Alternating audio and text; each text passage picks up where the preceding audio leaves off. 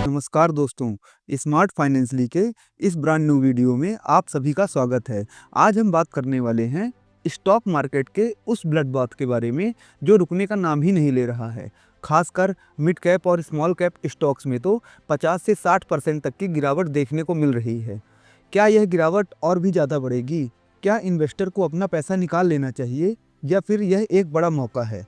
और क्या आप जानते हैं कि मार्केट का गिरना और फिर वापस बाउंस बैक करना कोई नई बात नहीं है। आज हम 2011 से 2023 तक के मार्केट के परफॉर्मेंस को डेटा के साथ समझेंगे और यह भी जानेंगे कि जब मार्केट गिरता है तो वह कितनी तेज़ी से रिकवर करता है। आज के इस वीडियो में हम इन सभी सवालों के जवाब ढूंढेंगे, तो बने रहिए हमारे साथ क्योंकि यह वीडियो आपके लिए बहुत महत्वपूर्ण है। सबसे पहले हम समझते हैं कि क्या यह गिरावट सिर्फ भारतीय मार्केट में है या फिर यह एक ग्लोबल ट्रेंड है। अगर हम एशियन मार्केट को देखें तो जापान, ऑस्ट्रेलिया, चाइना में ऐसी कोई भी बड़ी गिरावट नहीं हो रही है। यूरोपियन मार्केट भी काफ़ी स्थिर है, अमेरिकन मार्केट भी स्थिर है, जो सिर्फ मामूली गिरावट के साथ चल रहा है। तो फिर सवाल यह है कि भारतीय मार्केट में यह गिरावट क्यों? यह सिर्फ वैल्यूएशन की वजह से है या फिर कोई और कारण है? एक बड़ा कारण जो सामने आ रहा है, अमेरिका के राष्ट्रपति डोनाल्ड ट्रंप ने स्टील और एल्युमिनियम पर टैरिफ लगाने का ऐलान किया है। उन्होंने स्टील पर 25% और एल्युमिनियम पर 10% टैरिफ लगाया है। लेकिन क्या यह भारतीय मार्केट के लिए चिंता का विषय है? दरअसल भारत का स्टील और एल्युमिनियम एक्सपोर्ट अमेरिका को बहुत कम है। हमारा ज़्यादातर एक्सपोर्ट ब्राज़ील, मैक्सिको और जापान जैसे देशों को होता है। इसलिए यह टैरिफ भारत के लिए बहुत बड़ा झटका नहीं है, लेकिन फिर भी यह मार्केट में नकारात्मक भावना पैदा कर रहा है। अब बात करते हैं एफआईआई की बिकवाली की। एफआईआई यानी विदेशी संस्थागत इन्वेस्टर। इस साल के 30 ट्रेडिंग डे में इन्होंने लगातार 10 बिलियन की डॉलर की बिकवाली कर दी है, अपना माल निकाल दिया है। यह एक बहुत बड़ी रकम है, लेकिन सवाल यह है कि एफआईआई पैसा क्यों निकाल रहे हैं?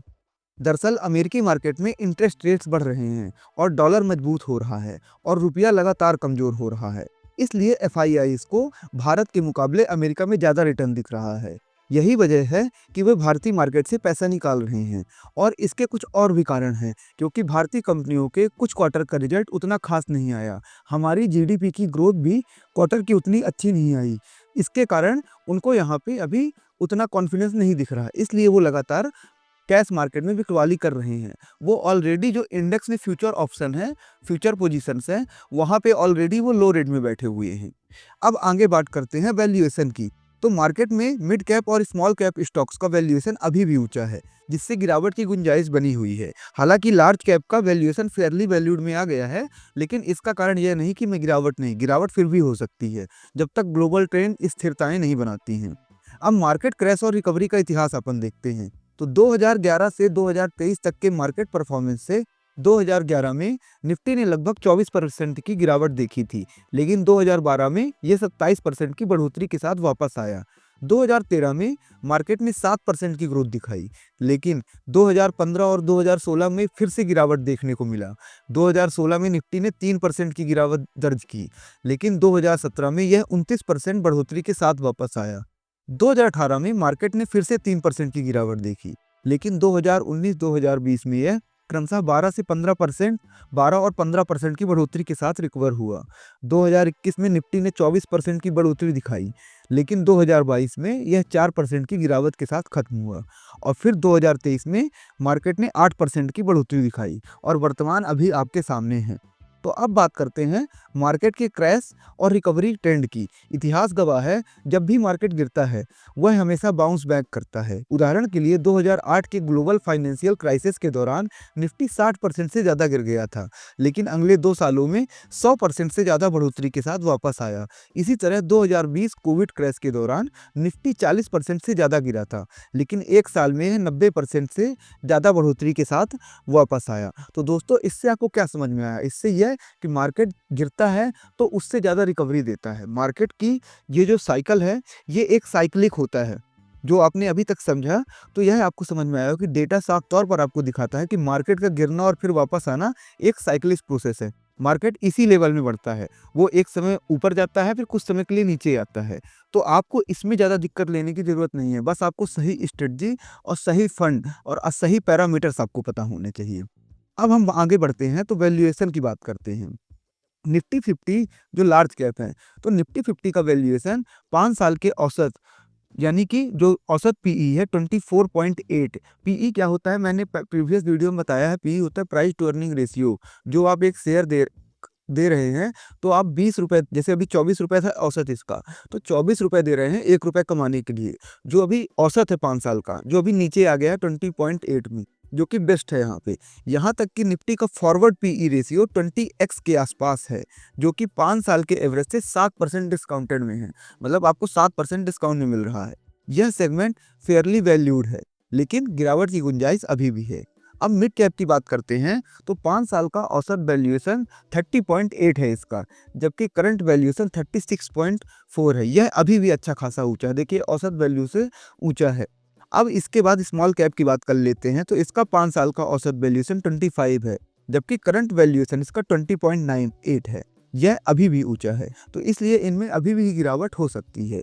अब बात करते हैं क्रूड ऑयल की। कीमतें $36 प्रति बैरल के आसपास स्थिर हैं, जो कि एक अच्छी खासी इसमें है कि ज़्यादा ना महंगा है ना ज़्यादा सस्ता है। इससे क्या पॉजिटिव मिलता है, यह भारतीय अर्थव्यवस्था के लिए एक राहत की बात होती है, क्योंकि ऑयल की कीमतों में बढ़ोतरी से हमारा करंट अकाउंट डेफिसिट बढ़ सकता था, क्योंकि हम बाहर से इंपोर्ट करते हैं, हमारे यहाँ तो होता नहीं है।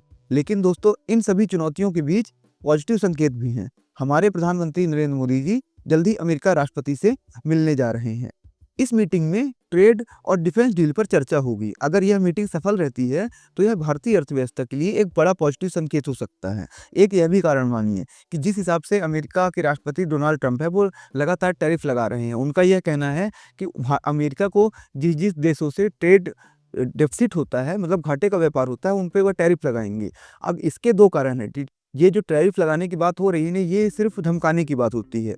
अगर आप यहाँ से टैरिफ लगाएंगे, तो आपकी कंपनियों में, मतलब जो सामान जा रहा है, ऐसा तो है नहीं कि आप तुरंत बनाने लगेंगे, तो जो सामान जाएगा उनमें तो महंगा हो जाएगा, तो आपके यहाँ महंगाई बढ़ जाएगी। दूसरी चीज़, इसके अभी जो चल रहा है ना, तो इसीलिए गोल्ड लगातार महंगा हो रहा है, क्योंकि एफआईआई जो पैसे वाले लोग हैं, उनको भी थोड़ा सिचुएशन नॉर्मल होने में लग रही है। अब एक और चीज़, अगर जैसे 2017 में पिछली बार डोनाल्ड ट्रंप आए थे, तो पिछली बार भी यही स्थिति बनी थी। लेकिन पिछली बार हमारे देश के प्रधानमंत्री ने, मतलब उनको ये कहा था कि आपको ट्रेड डेफिसिट का वो है ना, तो हम एक काम कर लेते हैं, हम आपसे तेल खरीद लेते हैं, क्योंकि तेल तो हम खरीदते ही हैं, तो उससे हमारा थोड़ा सा व्यापार बराबर का हो जाता है। तो पिछली बार ये बात तो बन गई थी। अब देखते हैं इस बार क्या हो सकता है। हालांकि हमारी सरकार ने पहले से ही डोनाल्ड ट्रंप के आने के बाद ही जो वहाँ पे टैरिफ ज़्यादा लगाए थे वहाँ की कंपनियों में, तो उनको थोड़ा थोड़ा कम कर दिया है, तो इससे एक बात करने में वो मिलेगा। दूसरी चीज़, हमारे यहाँ पॉजिटिव संकेत और देख लीजिए क्या क्या है। 12 लाख की बजट में वो दी गई, इनकम में छूट दी गई, टैक्स फ्री, एक ये चीज़ हो गई। फिर आरबीआई ने भी रेट कट कर दिया, एक ये चीज़ हो गई। और आरबीआई ने 2-3 तरीके से लिक्विडिटी मार्केट में बढ़ाई है। तो पॉजिटिव संकेत कई सारे हैं। अब ये है कि इन दोनों की, डोनाल्ड ट्रंप और हमारे प्रधानमंत्री जी की मीटिंग कब वो है। तो आई होप, ऐसा तो लगता है कि कोई ना कोई एक ये भी हो सकता है कि ट्रेड डील भी शामिल हो सकती है भारत और अमेरिका के बीच, जिसमें कुछ मतलब भारत और अमेरिका अपने अपने टैरिफ नहीं लगाएंगे। तो अब इन आगे बढ़ते हैं अपन। यह तो मैंने आपने बता दिया जो ग्लोबल चल रहा है। तो अगर आप इन्वेस्टर के लिए गाइड्स क्या हैं, पहले से अगर आपने निवेश किया हुआ है तो आप क्या करें। तो अगर आपका इन्वेस्टमेंट होराइजन लॉन्ग टर्म में 5 से 10 साल है, तो घबराएं नहीं, गिरावट को झेलें। ये मार्केट में गिरावट है, जैसे हम सांस लेते हैं उसी तरह मार्केट की ये ब्रीदिंग है, ऊपर जाना नीचे आना। तो और अगर आपका होराइजन शॉर्ट टर्म है, तो रिस्क मैनेजमेंट करें और एक्सपोजर कम करें। देखिए, मैंने आपको पहले भी यही बताया है कई बार कि आपको मार्केट में अगर आना है तो नॉलेज के साथ आना है। पहले तो आपको मार्केट में कुछ नहीं पता है, तो आप अपना वो बनाइए कि मुझे बॉन्ड में पैसा डालना है, डेब्ट फंड में डालना है, और रिस्क और वो आपका होराइजन अगर आपकी एज के हिसाब से है, तो इस अभी तो आप अगर ऊपर इन्वेस्ट करते हैं, इन कर दिया है आपने, तो आपको कुछ दिन तो बैठना ही पड़ेगा। या तो आपके पास फंड है तो आप वहाँ पे उसको एवरेज करके नीचे ला सकते हैं। तो अभी इन्वेस्टर के लिए यही है कि आप लॉन्ग टर्म के लिए बैठें। अब जैसे आगे देखते हैं कि नया निवेश कर रहे हैं तो क्या करें। देखिए, अगर आपको नया निवेश आपको करना ही है, अभी सोच रहे हैं कि मार्केट निकल जाएगा तो करना ही, तो क्या करें। देखिए, लार्ज कैप और फ्लेक्सी कैप फंड में आप निवेश कर सकते हैं। मिड कैप और स्मॉल कैप में भी आप एक्सपोजर सीमित रखेंगे। ऐसा नहीं है कि पूरा, कुछ फंड अपना जो थोड़ा सा है तो आपको कुछ डालना है, अधिकतर फंड आपको लार्ज कैप और फ्लेक्सी कैप में डालना है। फिर उसके बाद शॉर्ट टर्म में इक्विटी मार्केट से आप दूर रहें, आप इनको भी करना है ना तो इनको लॉन्ग टर्म के लिए करिएगा। ये मत सोचिएगा 2-3 महीने में रिटर्न आ जाएँगे। फिर आगे सेक्टर्स और थीम्स फंड। ज़्यादातर सेक्टर्स और थीम्स फंड में गिरावट देखी जा रही है, खासकर स्मॉल कैप और मिड कैप सेगमेंट में गिरावट ज़्यादा है। डिफेंस और गोल्ड जैसे सेक्टर्स में अच्छा प्रदर्शन देखा जा सकता है इस समय करंट में। देखिए, मैं आपको थोड़ा एक मार्केट की और चीज़ बता देता हूँ। जो सेक्टर्स और थीम्स फंड और ये फंड होते हैं ना, तो इनका मतलब 20% गिरावट तो नॉर्मल ही है जब गिरावट होती है। ये 25%, 30%, कई-कई तो 60% तक भी जाते हैं। मैं ये उनकी फंड्स की बात कर रहा हूँ। स्टॉक्स में तो कई बार क्या-क्या हो जाता है ना कि 80-80% तक निकल जाता है। तो आपको तो शुरू में इन्हीं में डालना है, लेकिन स्टार्टिंग में नहीं। आपको मैंने क्या बताया कि फ्लेक्सी कैप और लार्ज कैप में आपको पहले डालना है। फिर उसके बाद जब आपको थोड़ा नॉलेज हो जाए तो आप इनमें एक्सपोज़र ले सकते हैं। देखिए, इनमें रिटर्न अच्छा खासा मिलता है। आप चाहें तो इन्वेस्ट भी कर सकते हैं क्योंकि अच्छी खासी डिस्काउंटेड प्राइस में मिल रहा है।